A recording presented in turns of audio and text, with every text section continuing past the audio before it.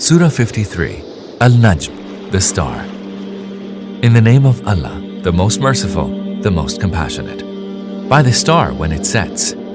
Your companion has neither strayed nor is he deluded, nor does he speak out of his desire.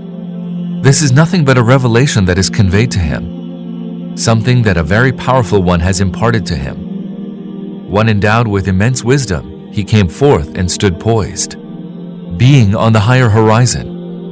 Then he drew near and hung above suspended, until he was 2 bows' length away or nearer.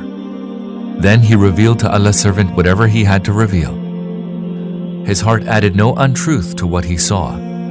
Are you then going to contend with him regarding what he sees with his eyes? Indeed, he saw him a second time, by the Lote-Tree at the farthest boundary, near which is the garden of abode. This was when the Lote-Tree was covered with that which covered it. His eye did not waver, nor did it stray. And he certainly saw some of the greatest signs of his Lord. Have you ever thought about Al-Lat and Al-Uzza?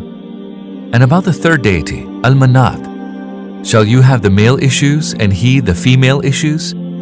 That is indeed an unfair division. These are nothing but names that you and your forefathers have invented, for which Allah has sent down no authority. They are merely following their conjectures and their carnal desires, although guidance has come to them from their Lord. Does man imagine that whatever he wishes for is right for him? To Allah belong both the next world and the present. Numerous are the angels in the heavens, yet their intercession shall be of no avail, except in regard to those whom He grants the leave of intercession and whose plea He is pleased to accept. Those who do not believe in the hereafter give angels the names of females, although they have no knowledge regarding that. They only follow their conjecture, and conjecture can never take the place of truth. So leave alone those who turn away from the remembrance of us and who seek nothing but the life of the world, that being the utmost of their knowledge. Surely your Lord fully knows those who have strayed away from His path, and He also fully knows those who are rightly guided. To Allah alone belongs whatever is in the heavens and whatever is in the earth. He will requite the evildoers for their deeds, and bestow a goodly reward on those who have done good. On those who avoid grave sins and shameful deeds, even if they may sometimes stumble into lesser offenses. Surely your Lord is abounding in His forgiveness. Very well is He aware of you, since He produced you from the earth, and while you were still in your mother's womb, and not yet born. So do not boastfully claim yourselves to be purified. He fully knows those that are truly God-fearing. O Prophet, did you see him who turned away from the path of Allah? Who gave a little and then stopped? Does he have any knowledge of the world beyond the ken of sense perception, and therefore clearly sees the truth? Has he not been informed of what is in the scrolls of Moses, and of Abraham who lived up to the trust?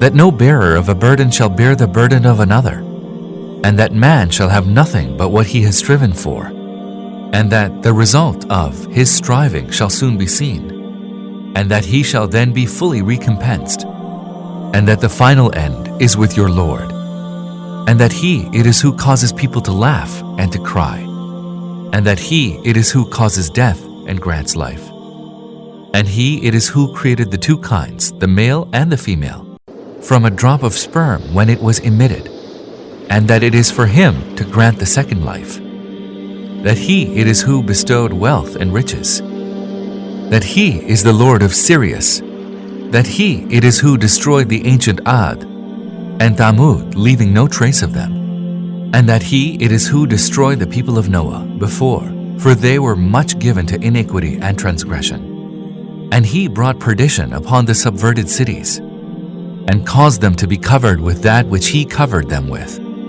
So which of your Lord's bounties will you doubt? This is a warning among the warnings of yore. The imminent hour has drawn near, and none but Allah can avert it. Will you then wonder at this? Will you laugh at it rather than weep? Will you occupy yourselves simply in merriment? Prostrate yourselves before Allah and serve Him.